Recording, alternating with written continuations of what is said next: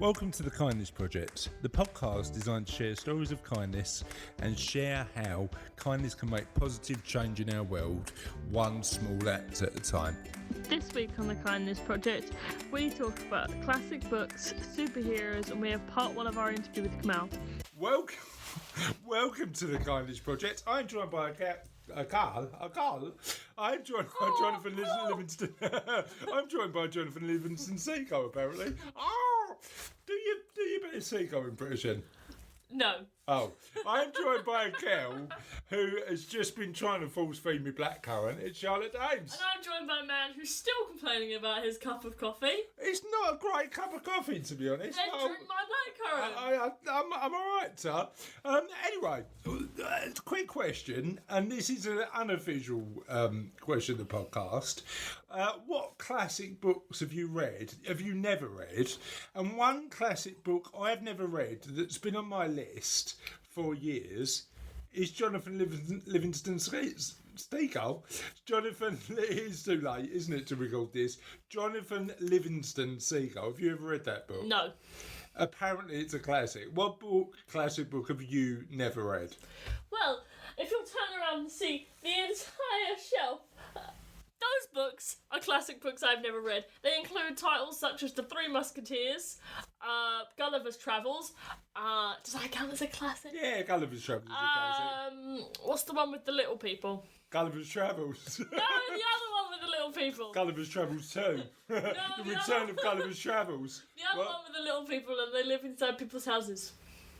The Borrowers. That's it. The Borrowers. That's the one. The Borrowers. With the little people. Is that Gulliver's Travels 3, The Borrowers, or not?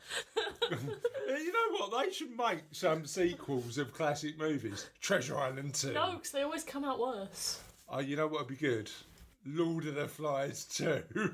No? We're not having that? Still sad. Frankenstein 2. Both of them are dead. How is that supposed to... Dr. Frankenstein's illegitimate son. This is the pitch for the movie Frankenstein. His wife was murdered. Yeah, no. Illegitimate son. She was murdered on their wedding night. No. You clearly haven't read the book. Right, okay. So would you like to borrow my copy? No, I'm all right. Let me just picture Frankenstein 2. Dr. Frankenstein's illegitimate son that he conceived before he got married. I'm paddling here. Give me a chance. Then becomes a doctor, so he's also Dr. Frankenstein, and finds his father's research notes and then recreates Frankenstein's monster. But no, he wouldn't, because why? There was notes on what happened to both Frankenstein and his monster made by a ship. Spoilers. Spoiler. I love the fact that you've just done a spoiler alert for a book that's been around about 100 years. From both the captain who saw Dr. Frankenstein die, right, and the same captain who saw Frankenstein run off into the icy abyss. Right. No, the monster. No, not Doctor. But no, right, this is what I'm saying. Dr. Frankenstein #1 must have written loads of notes as he was building Frankenstein's monster. Yeah. Where are those notes? I would have burned them if I was him. No, but it doesn't say in the book that he burned them, did I? No. Did he? So Frankenstein's illegitimate son that he had before he got married, you know, he was a bit of a player. Yeah. Even though he devoted his whole life to this one woman from a young age, yeah. No. He wrote in the book that he did that. Maybe he didn't want to express. Who wrote the book?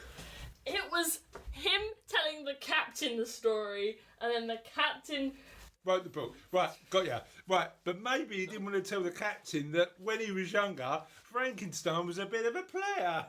Maybe that's the case. I don't know. Anyway, you're not buying the picture for Frankenstein 2. Okay. No, I read the first one. I know. Lord of the Flies 2. Another plane crashes on the island. We aren't having this again. Piggy was tragic enough. No, but then Piggy's son, right? Piggy was a child when he died. He was still a player in his earlier days. He was like 11. Oh, all right, maybe that won't work. Piggy's cousin's one. I don't know. I'm just trying to. You didn't even like Lord of the Let me Flies. go and find another book. Let's see if we can make a sequel. You didn't even like Lord of the Flies. I'm the one who enjoyed Lord of the Flies. Hold on. Right, here we go. It's your choice. We can either have Little House on the Prairie 2. I don't know what happens in that one. I don't know that one, but that looks a bit racist, so I'm not saying that one. Bedknobs and Broomsticks 2. Let's have that. The Swiss Family Robinson, Part 5. Wizard of Oz. That's due a remake, surely. Well, they made a musical that was a prequel, so... Yeah, maybe. Anyway, unofficial question of the podcast. What sequels or prequels of classic books would you like to see? You should have saved that for an actual question. I know that it's a good question, isn't it? Yeah, I might use it. I might use it in a future week. But today's official question of the podcast, which we took us a while to get to. Charlotte now is cleaning up all the books that I've just taken off our bookshelf. Is Nice. did we ask about running tracks? We did ask about running tracks, did didn't that we? last episode. So today's question is: what is your favourite superhero / supervillain? What's your favourite? I'm not a big hero person. Okay, I say that wearing my Marvel trousers. So but what is your favourite superhero? My favourite superhero, I don't know. No, how about villains? Villains I quite like. Yeah, no. No. I'm just really indecisive. I don't know. They're all pretty cool. The Scarecrow. I like the Scarecrow. Not really a super villain, but he's I think DC has got better villains. they're not super villains. They're just Scarecrow's Scarecrow's a bit of a super villain. that's just science. I like. Anyone can do science. Sorry, have you created a gas that makes people hallucinate nightmares? Have you not told me about it yet? Oh, well, we'll quickly step over that actual fact. But I tell you what's interesting. I like the more nuanced villains and heroes. Look, Penguin is the worst villain ever. Because what is he? He's Funny. He's just a penguin. So The one I like. He's just a man in a tailcoat. The one I like is Magneto, because he's got this really interesting Holocaust backstory, which is quite interesting. Oh, there's a character. He's icy. He has ice powers and. Dr. Freeze. That's him. He's good. Yeah. But also, I mean, my favourite hero has just got a really nuanced story, and it's really interesting, and like sort of he's heroic, but he's also quite complicated. That's why I love Banana Man. I was scared you were going to say Danger Mouse for a minute there. What? I mean, Danger Mouse would be an equally good choice, wouldn't it? So yeah, Banana Man is pretty good. And on that note, we are going to move on to the interview we've got. Oh no, sorry. Can you let our audience know where they can tell us who their favourite superheroes / supervillains are? So we have a Facebook. If you don't know this already, if you go to the search bar on Facebook, they keep shifting it around, but it'll be there. And you put the Kindness Project. I'm standing here typing pretend on my Air keyboard. Then it should pop up, and if you go to Twitch and you put @OlaKindness, we should pop up, and if you go to the interweb and you put the Kindness Project into your Google Ask Jeeves search bar thingy, then it should come up, and if it doesn't, we are at www.thekindnessproject.co.uk, and if you want to email us, we're at ola@thekindnessproject.co.uk. Can I just mention one thing, and I realised this when your sister and my daughter did it the other day. You can ask your smart speaker for the Kindness Project. So you can, in your Amazon Alexa, is Yes, that right? that's an Amazon. In your Amazon Alexa, you can say, Alexa, can you please stop that alarm because it's really getting on my nerves. You can say that, but you can also say, please, can you tell me the recipe for a really good souffle? You can say that. It wouldn't answer because you didn't say Alexa at the start. This is like Simon Says, isn't it? Alexa. But what you can say is, Alexa, can you play the Kindness Project podcast? And it plays it, which is amazing. Oh, well, I was going for a high impact high five. High impact high five, as opposed to what? A low impact high Yeah, five. you can't hear that one. Yeah, anyway. It's all about sound. Let's move on to the interview today. We have got Kamal being interviewed today. Kamal is amazing at what she does. We have a really in-depth conversation about mental health, about the work she does supporting and educating children, and what she's learnt from studying positive psychology and coaching skills over the past couple of years, and what we can potentially learn to support being kind to ourselves and happiness in our own lives. Would you like to hear the interview? Yup. Hi Kamal, thanks for joining us on the podcast today. Thank you for having me. You're welcome. Tell us a little bit, before we start talking about the amazing work that Deep Black do, tell us a little bit about you. Okay, so I'm an ex-teacher, I would say, because that was my profession for 12 years. Before that, I worked in industry for 19 years for BT, within a partnership with Concert as well. I took redundancy, retrained, became a teacher, worked for 12 years. The final school that I was actually at was Brentwood School in Essex. Okay. And whilst I was there, I was head of PSHE, head of exams, and also teaching computing. I left the school to go and do my master's in applied positive psychology and coaching psychology. Whilst I was doing that, I also set up my own business.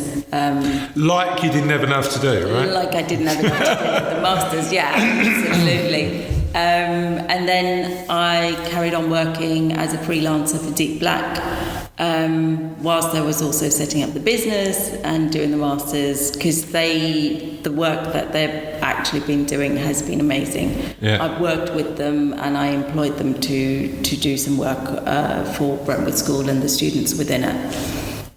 So I knew what sort of work they did, and it was something I was really interested in. Okay, so tell me a little bit about that. What kind of work do Deep Black do? So they work creatively to resolve conflicts, and that can be conflicts within the person or externally with staff, with students themselves, with parents and so on. So it's a not-for-profit organisation. We work as a cooperative. I took on the role of director only recently in January. Okay. They've been running since 2008. It was set up by two people. So talk to me about how that practically works. So Deep Black go in and run seminars, or how does the format work? Okay, so Deep Black was set up basically to offer conflict resolution through creativity. The directors at the time worked almost freely, but now, to be fair, the work that they've done, the work that we've actually continued to do, we are now being recognised as being experts in our field. Yeah. We've won awards, or Deep Black have won awards. I'm still not comfortable saying we, although I should be. But the awards were won, and it's a National Health Trust award, so it's quite highly recognised by mental health teams and the crisis teams within, particularly Haringey, because that's where their work's focused. Yeah. So it's the unique approach, holding and working with creativity and holding safety in the group, enabling that all of the group are able to speak openly and honestly about how they feel, and really just being able to look at conflict from different perspectives, looking at it and being honest enough to identify where the conflict is actually coming in. Okay. And what sort of things. So Deep Black would go into schools primarily? Currently it's schools. We do work with university in Germany as well, and we've been having talks with university in the UK about our work. Amazing. And what are the size of the groups? When you say the size of the groups, of the student groups, Okay, so student groups we tend to keep to a maximum of 20, but it depends on the different offerings that we have. So we do a whole school approach looking at the introduction to emotional resilience, and that's literally looking at the key words. Anxiety, people confused with being anxious. So rather than saying I'm feeling anxious because there's something coming up, they say I'm suffering from anxiety. So they're almost labeling themselves with a particular issue rather than actually looking at, okay, this is not the correct language. What am I actually feeling? Where is that coming from? What's the need that I have? Yeah, I suppose it's the difference between a permanent state and a state that passes as well, isn't it? Yeah, you know, absolutely. But I'm suffering from anxiety seems quite permanent. Permanent, yeah, it's constant. It's always there. Whereas being anxious is there are moments when I can feel I'm very anxious and I have anxiety at that moment, but not all the time. Just help me understand. So so Deep Black focus on the area of managing conflict through creativity. Yeah. When a school approaches you to do a body of work, like when you were doing the PHSE work, what made you approach Deep Black and say this would be really useful? I'd actually attended a workshop in Haringey, and one of the workshops that I signed up for was theirs, purely by chance because I was very last minute, and I saw the work that they did and the way they worked and used creativity, because it's very immersive, everyone sort of just takes part, it's very drama based, and the impact it had on me as an adult, where I was familiar with some of these terms, was quite huge.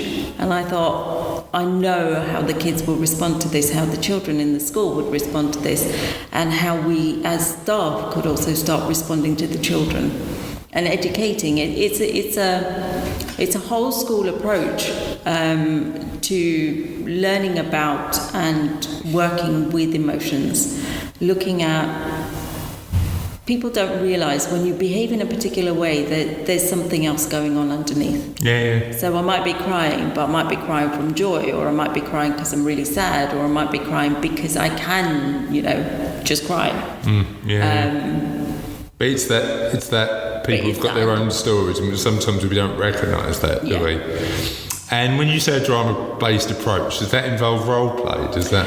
It can involve role play, but generally we tend to do group-based or couples, so 2 to 3 people in a group to have a chat and then feed back to the group. So we create a safe environment for young people and adults, because these are then offered across to parents, staff, and the wider school community as well. Cool. Is that why is it important to have a sort of entire school approach?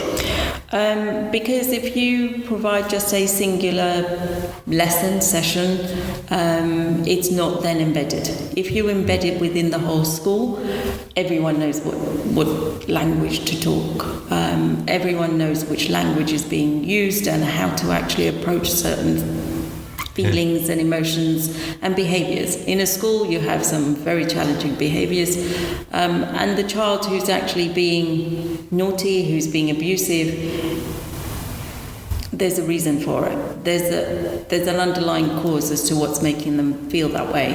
It might be they're actually hungry, and this anger or emotion that we call hangry because we're angry because we're hungry, sometimes that sort of impacts. And the school that we're currently working with, or the schools that we're currently working with, are employing the breakfast clubs. So they're providing, or other charities have gone in and provided the free breakfast clubs for the students, and they're actually already noticing a change in some of the students who might not have eaten since the previous day lunch. Gotcha. So, and particularly within communities where there is a lot of poverty, there is a lot of uncertainty, there is a lot of, other family and external issues, you don't know what's causing those issues until you start talking and working with the young people and the whole community. So, give me an example then of like a Deep Black workshop. What would happen in one of those workshops? Okay, so if we're talking about what would happen in a deep black workshop, one of the things that we tend to do is we co-facilitate. The co-facilitators have gone through extensive training and continue to go through extensive training in terms of managing conflict, having that difficult conversation with yourself, with others within the team, so that you are a cohesive team. As a new member to this team, I can see how valuable it is to know yourself. Because if you know yourself, you can actually identify your trigger points, and also you can identify and help young people identify some of those trigger points for them. Not saying that they're going to be exactly the same, because each person's experience is their own. Yeah. So what might some of those trigger points be? I know they're different for everybody, but there'll be some commonalities along the way. Yeah. So, for example, one of the things that we had in one of the workshops, we were talking about the children. We're talking about teachers always picking on them. The teachers always remembering their name rather than anyone else's name. So I'm always the one that the teacher writes on the board. One of the things they had was they wrote the child's name if they were misbehaving on the board. 3 times the name went on the board and they got one of the sanctions. Right. And they had levels of sanctions. So these young people that have been referred to this space for us to actually work with, they said, yeah, but teachers always pick on us. If someone else is talking, they don't notice them, they'll only notice when we're talking. Having been an ex-teacher, my co-facilitator said, okay, would you like to listen to a teacher's point of view? And so I gave my perspective and I said, okay, so imagine I'm preparing for this session, I'm preparing for a lesson. I do that every night before or in the morning if I have time, but generally it's prepared. I know what I have to get through, and particularly at GCSE, even Key Stage 3, I know what I have to get through, because if you haven't gone through all of that, you're going to struggle to get to the next topic. And imagine I'm spending at least an hour per lesson to plan it. I then have all the marking to do, and then I come into the lesson and find you talking, whispering. You might be talking about the work, but while I'm talking, it's quite distracting to hear other children talking, or even whispering. All of the work that I've done to plan has gone to waste, because now I've got to manage behaviour rather than actually teach the subject. Right. And yeah, there might be times when I don't particularly want to teach, but I still do it. Yeah. And I have to, and this is one of the things that we're actually trying to sort of work with you to say, okay, how do you want it taught? What do you want? But if you're not actually listening and you're not paying attention, you can't understand what the next part of the lesson is. And there's a certain sequence. And there's a reason why teachers teach it in that order. So if you're not listening or you're talking to someone else, you won't understand what I've just said. Therefore, the next part is difficult. You'll want me to repeat that, throws the whole session out.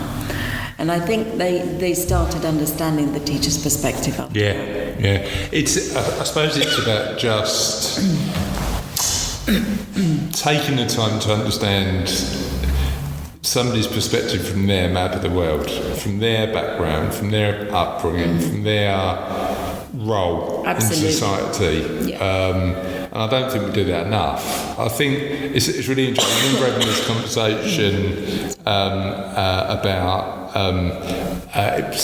like just a mutual connection, and the person I was talking to wasn't too keen on this third party because they felt that sometimes they were quite arrogant, and I didn't think they were. I think sometimes they're like, we are all heroes of our own story, and sometimes we just don't like sort of think about what other people are sort of what's going on in their heads. Because my perspective on that individual is, I'd had a few conversations with him, and there were times when I thought he was a bit insecure, funny enough.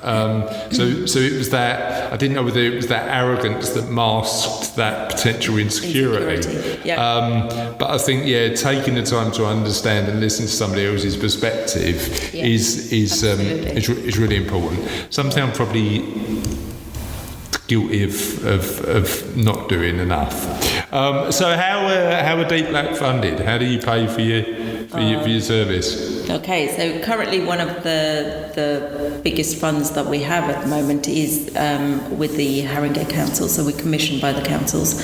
Haringey at the moment is the one that we're working with on a sort of the whole year basis, and that's through the clinical commissioning group within the Mental Health Trust. Okay, so is that done via the NHS, or is that sort of has it worked? So Haringey Council commissioned the work. They commissioned us to do the work. Yes. And then, but they've got a remit to improve mental health. Yeah. Okay. Absolutely. So they look after the mental health within the borough, and they've commissioned us to go into schools to do this work.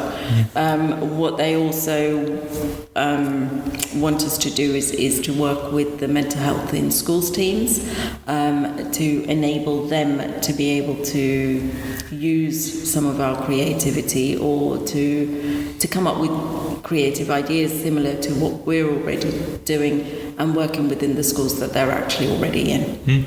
Okay. We also get funds through various organisations and charitable trusts, so we sort of go to those, or they approach us, so we're not tied to Haringey Council. Yeah, we do independently fund as well. Talk to me about why it's important to use creativity to manage conflict well. Okay, so normally when we work, and particularly with the work that I've done with the young people, we work in lots of different ways, and we have a whole host of offering within the school year, shall we say. And we work with different groups to identify and work with the conflicts that they've got.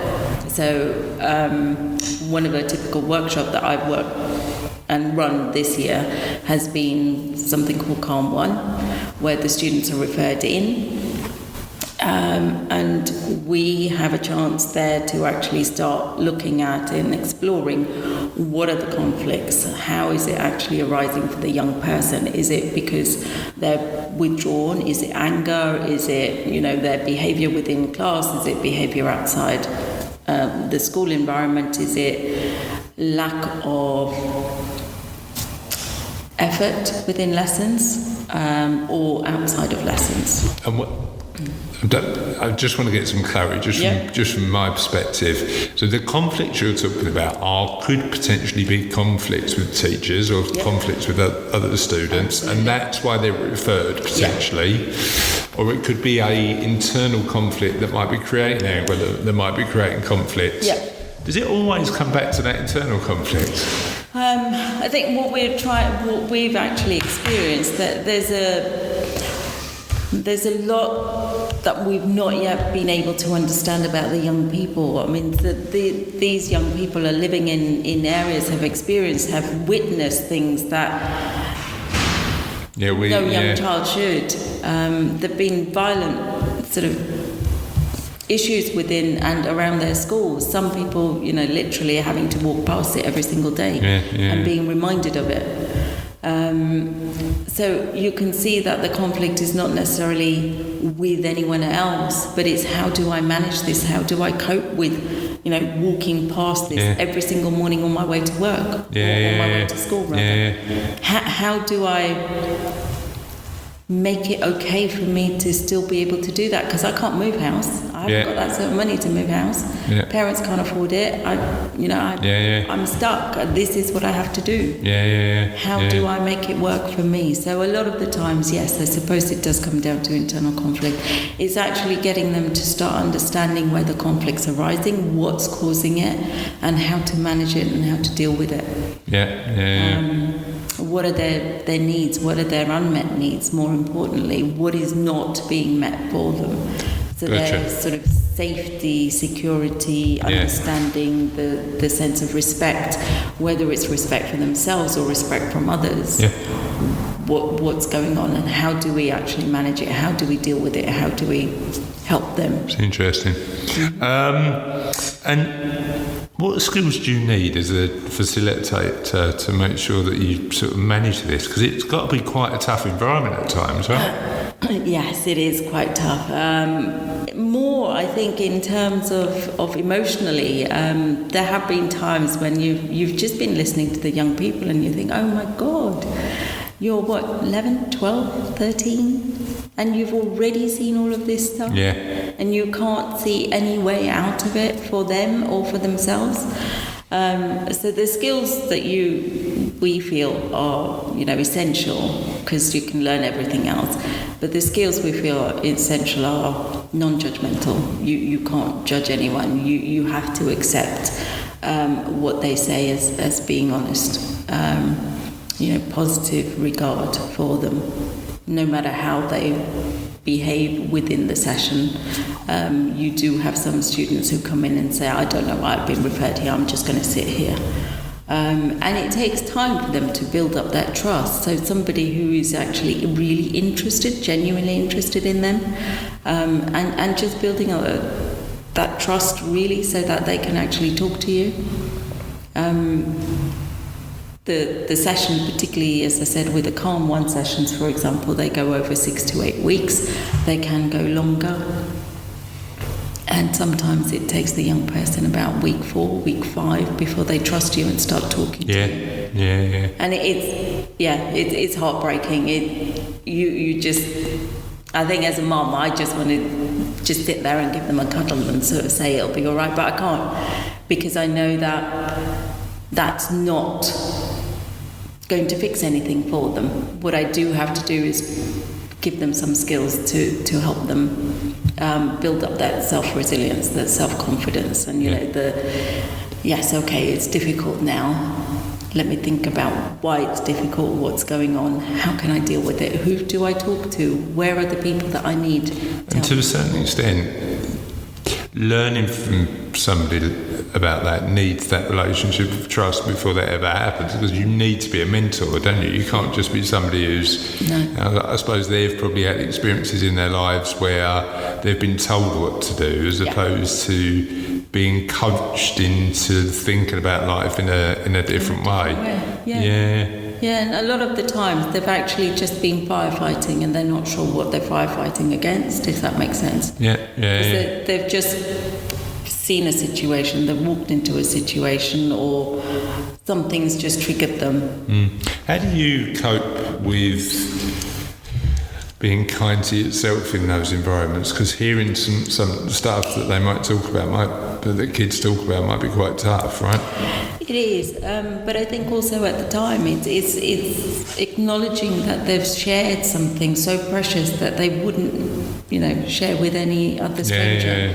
And it's that unconditional acceptance of them, and knowing that whatever they're saying is, powerful enough for us to actually start working with them. And getting them to actually realise they've been through a lot.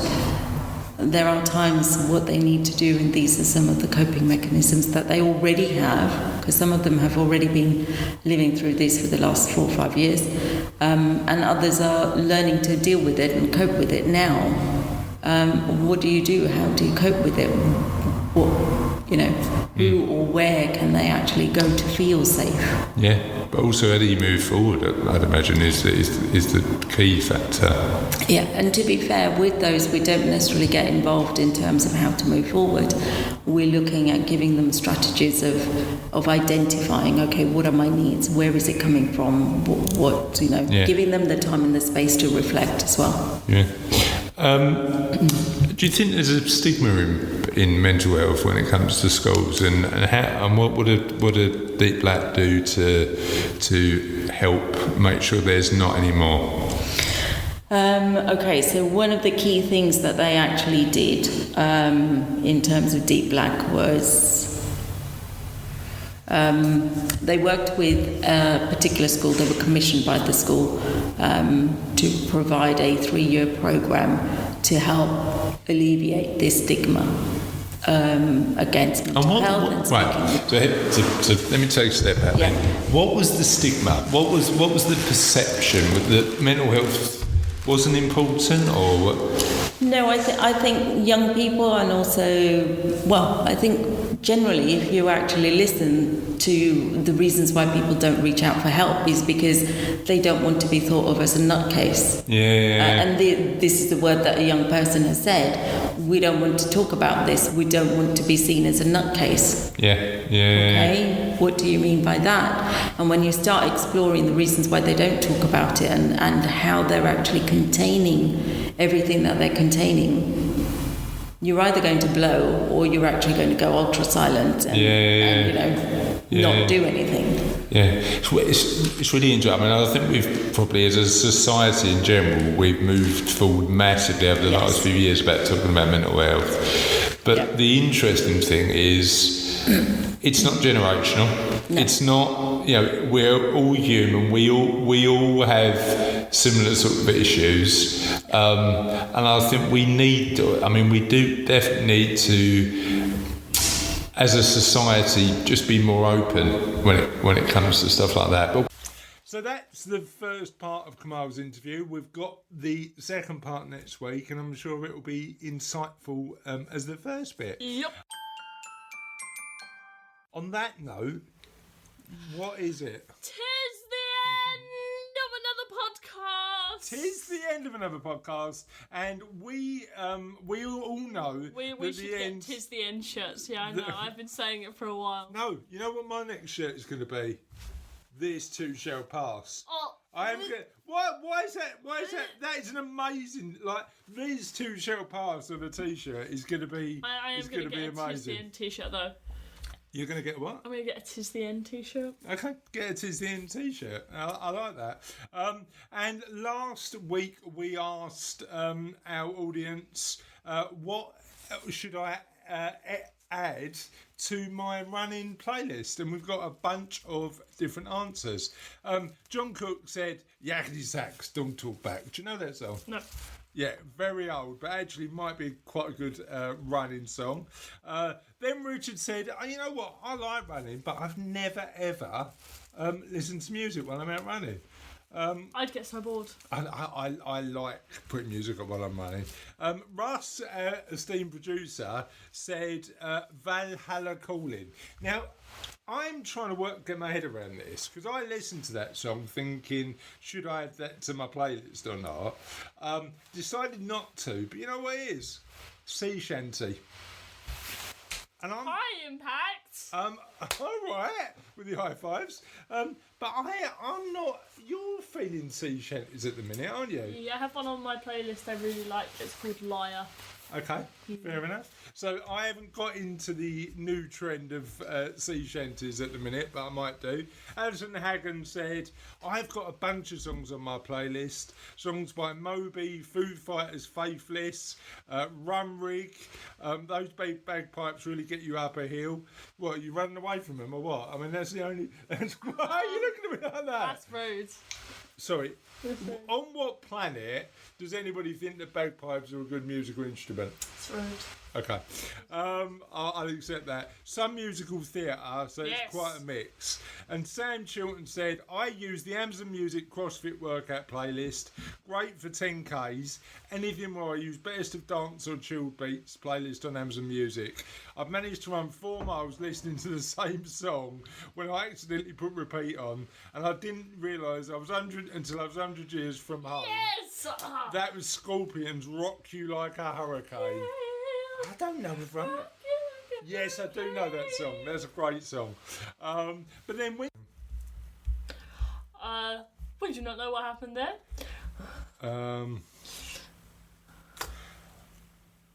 Yeah, so I've been in that position where I've been listening to the same song over and over, because as long as you've got something on in the background, that's what you want. Hassan Veli said his favourite is the soundtrack to Rocky IV. You know the one where Rocky Balboa is singing... No. What? What were you going to say? Rocky Balboa did not single-handedly win the Cold War. Right, in that movie, he did win the Cold. Then it is a historically inaccurate movie. Yes, Rocky IV. What is a historically inaccurate movie? He didn't win the Cold War. Unacceptable. But it is a stone cold 80s classic. I've never seen a Rocky film. Have you never? No. They're actually really amazing films. Eve Keith said, I've got so many on my playlist. Rock DJ by Robbie Williams. Actually, she wrote Robbie Williams. I don't know who that bloke is. Eminem, Lose Yourself for Stamina. And Teenage Dirtbag Wheatus always makes me smile when I run. And then Caroline Thompson said, my playlist is a bit of Linkin Park, Kendrick Lamar, Guns N' Roses, Eminem, Usher, Foo Fighters, and anything that has a really good beat that pushes the boundaries. And on that note, that was our marathon playlist recommendations from the people we know. We'd love to hear more of your marathon playlist recommendations. Please email in the usual way. And what I realised last week is you didn't do your joke of the week. Have you got it ready? No. So what are you going to do? Are you going to quickly Google it? Shall I feel? Phil. So just while Charlotte's finding her joke of the week, I'd like to just say thank you to all of our listeners, because we are now over the 75,000 download mark. And we appreciate every single one of you for listening in. Thank you for sticking with the Kindness Project, and just listening to all the episodes. We really appreciate it. And on that note, Charlotte is going to finish with one of her amazing jokes. What did one wall say to the other wall? I'll meet you at the corner. You can't roll your eyes. These are from the Dad Joke Project. Yeah. Okay. On that note, my friends, have a lovely week, and we'll see you next week on the Kindness Project. Bye.